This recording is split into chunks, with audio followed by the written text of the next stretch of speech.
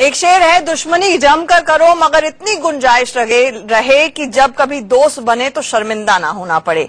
क्या आपका जो अंदरूनी झगड़ा है, जो इतना सार्वजनिक हो चुका है, उसमें गुंजाइश बाकी है? इस पर चर्चा करने के लिए हमारे साथ योगेंद्र यादव जी जुड़ रहे हैं। योगेंद्र यादव जी, क्या पैचअप मुमकिन है? क्या ये गुंजाइश बची है अब? आपने बहुत सुंदर शेर पढ़ा।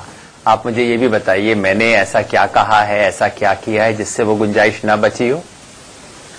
सवाल आप पर नहीं था, क्योंकि 2 कदम तुम चलो 2 कदम हम चले होता है।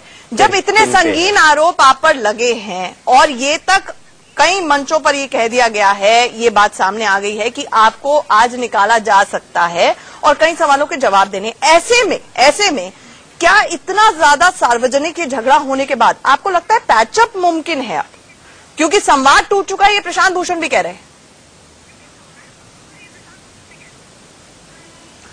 संगीन आरोप होना एक बात होती है, जैसे मैं यहां बैठे बैठे आपके ऊपर हत्या का आरोप लगा सकता हूं, संगीन आरोप हो जाएगा। गंभीर आरोप होना दूसरी बात होती है। गंभीर तब होता है जब उसके साथ कोई प्रमाण हो, कोई गंभीरता हो, जब 4 लोग कहने को तैयार हो, हाँ भाई देख के तो कुछ लग रहा है।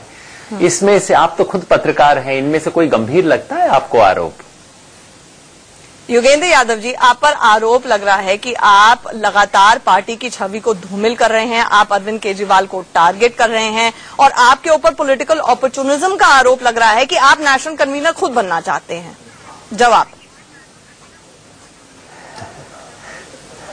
पहली बात तो ये कि मैं तो आपके चैनल पे भी आया था, बोला था, पार्टी को धूमिल करने का कोई प्रयास आपने देखा होगा? आप तो सब गंभीर पत्रकार हैं ना। दिल्ली शहर में बैठ के पार्टी का मुख्य प्रवक्ता पार्टी की छवि धूमिल करने की कोशिश करे और दिल्ली के पत्रकारों को उसका पता भी ना लगे, ऐसा तो नहीं होगा ना।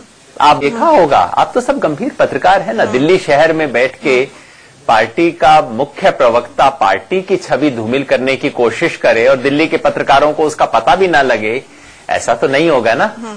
आप बताइए, आपको लगा ऐसा?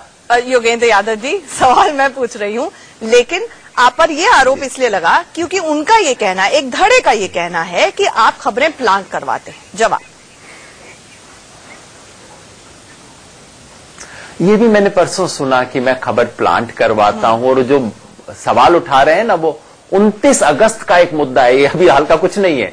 29 अगस्त का, और किसी एक पत्रकार की बात की छुप के रिकॉर्डिंग की गई है और वो पत्रकार कह रही है कि मैंने उसको ऐसा कोई मसाला दिया। और संयोग देखिए, और इस देश की पत्रकारिता को सलाम है कि जैसे ही उस पत्रकार ने कहा, बाकी 3 पत्रकार जो वहां बैठे थे उन्होंने तुरंत इसका खंडन किया। और उनमें से एक पत्रकार एसपी सिंह ने तो एक पूरा लेख लिख दिया है जो कार्बन मैगजीन में छप गया है, जिसमें उन्होंने पूरा बताया है आप बीती कि उस दिन क्या हुआ था, और सारे जो झूठ का पर्दाफाश अपने आप कर दिया। मुझे कुछ बोलना ही नहीं पड़ा, पत्रकारों ने ही समझा दिया कि कैसे वो पत्रकार झूठ बोल रही थी। ठीक है। अच्छा, सच की चीजों में विजय होती है, जो सच है अपने आप सामने आ जाता है। योगेंद्र यादव जी, तो फिर अगर वो पत्रकार झूठ बोल रही थी और आप सही हैं, अगर आप ये मानकर चल रहे हैं, फिर हमें ये समझाएं कि आपका एक धड़ा आपके पीछे हाथ धोकर क्यों पड़ा हुआ है? क्या आपको टारगेट किया जा रहा है? इससे पूछना चाहिए ना, अब इसका जवाब भी मैं कैसे बताऊं? अच्छा योगेंद्र यादव जी, ईमानदारी से बताइए, क्या आपको टारगेट किया जा रहा है और क्या नहीं है? राजनीति में जब आप आते हैं, सार्वजनिक जीवन में आते हैं, तो तमाम चीजें होती हैं। आप ये कहें कि मैं राजनीतिक जीवन में रहूंगा और कीचड़ मुझ पे नहीं उछलेगा, अब ये तो कैसे संभव है? सबको सहना पड़ता है। मैं इतना कह सकता हूं क्या मुद्दा है और क्या नहीं है। राष्ट्रीय संयोजक का पद कभी भी मुद्दा नहीं रहा है। एक बार भी अनौपचारिक या औपचारिक बैठक में मैंने इस मुद्दे को कभी उठाया नहीं, क्योंकि इसकी कोई जरूरत ही नहीं है।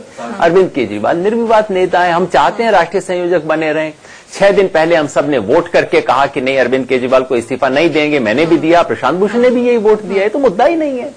पीएसी का मेंबर कौन रहे कौन ना रहे, ये भी मुद्दा ही नहीं है। 1 साल फरवरी 2014 में ही प्रशांत भूषण और मैंने कहा था कि हम सब हट जाते हैं और नए लोग पीएसी के अंदर आए, इसमें महिलाएं आए, दक्षिण भारत के लोग आए, ज्यादा संतुलित पीएसी बने। तो हमने 1 साल पहले कह दिया था, ये मुद्दा नहीं है।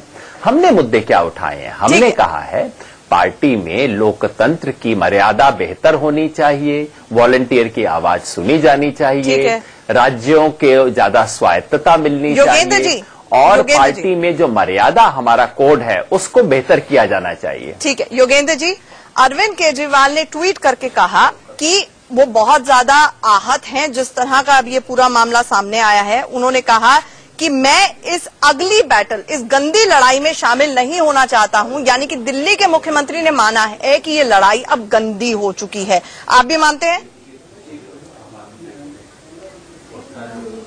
इसमें काफी कुछ गंदगी हुई है और अरविंद भाई का बिल्कुल सही कहना है कि वो इसमें शामिल नहीं होना चाहते, नहीं होना चाहिए। जिम्मेदार कौन है योगेंद्र जी? ये बहुत एक बड़ा मौका है देश के लिए, ये बहुत बड़ा मौका देश के लिए है जहां बड़े मन से कुछ बड़ा काम करने का अवसर है। इन छोटी चीजों में जाने का मतलब बिल्कुल नहीं है और मुझे विश्वास है कि आम आदमी पार्टी आज फिर कुछ बड़ा काम करके निकलेगी।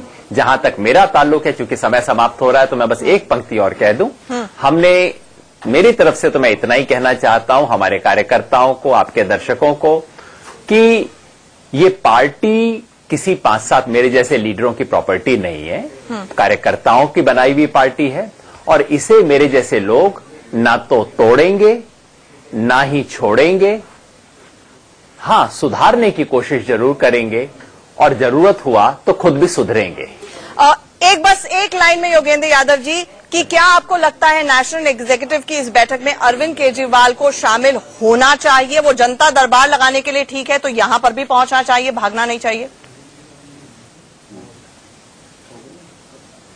नहीं, भागने जैसा शब्द आप ना कहें। बाकी अगर मुझसे पूछे तो मैं जरूर कहूंगा कि हाँ, उन पे तमाम दबाव हैं, काम भी बहुत है, लेकिन राष्ट्रीय कार्यकारिणी में कुछ क्षण के लिए वो जरूर आएंगे, ऐसा अभी भी मेरी उम्मीद है। उन्हें आना चाहिए, सभी साथियों को संदेशा देना चाहिए, वो अच्छा रहेगा, बहुत अच्छा रहेगा। हमारे साथ जुड़ने के लिए योगेंद्र यादव जी आपका बहुत बहुत शुक्रिया। तो उम्मीद पर दुनिया कायम है और योगेंद्र यादव जी यहाँ पर उम्मीद जता रहे हैं कि पार्टी को वो तोड़ेंगे नहीं, छोड़ेंगे नहीं, सुधारेंगे जरूर। हमारे साथ जुड़ने के लिए बहुत बहुत शुक्रिया।